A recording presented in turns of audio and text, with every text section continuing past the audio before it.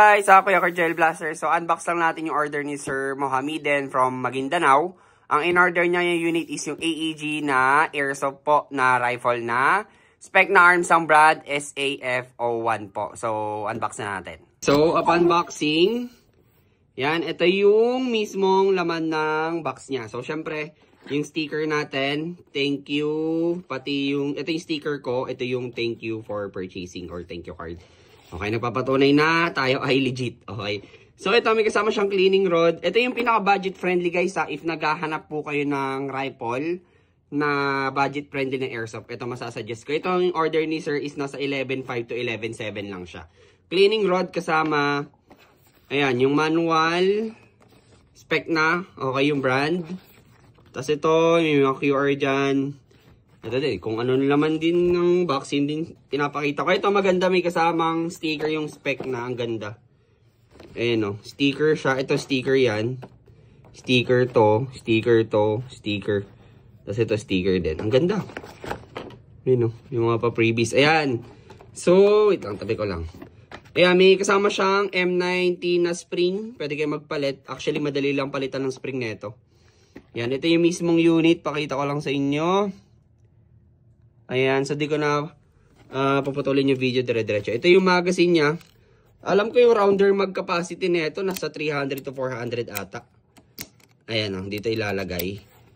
So ito yung magazine and may markings din, spec na arms.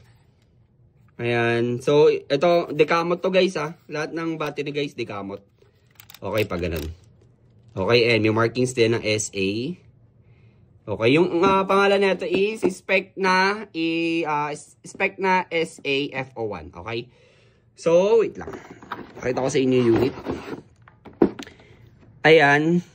So, yung handguard niya is medyo maikli lang. I think nasa 4 inch. Yan, mga nasa 4 inch lang siya. Tapos, ito yung nozzle niya. Or muzzle. Tapos, nandito yung may railing siya for accessories attachment. Ganun din sa ilalim. Okay. Tapos, yan. May markings din, syempre. Spec na. Marking, sticker. Ito, semi-auto. So, yung body nito is polymer. Okay. So, pinaka-budget friendly to. Consider ko na pwede nyong makuha for 11,000 budget. Ayan. Again, yung price nito is 11.5 to 11.7. Depende po. Ayan. So, ito yung buttstock niya. Okay. So, ito is metal to. Yung kanyang buffer tube. Ayan. So, parang swivel ba tawag dito for sling. Ito yung charging handle niya. Ayan. Open yung bolt catch niya. Ayan. Tapos, meron siya kasama ang rear sight tsaka front sight. So, medyo matatagal lang itong video guys. Ayan. So, ayan. Spec na arms. Spec na arms. Markings. Ito yung serial number. Syempre, kailangan yan. Sa lahat ng airsoft, mayroong serial number. Ito yung bolt catch cover niya. Or yung kanyang dust cover. Full metal.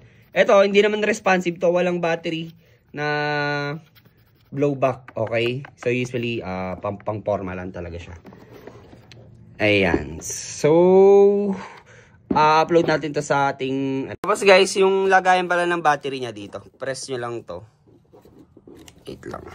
Hindi ko matanggal eh. Ayan. Press nyo lang to. Tapos makikita nyo na yung.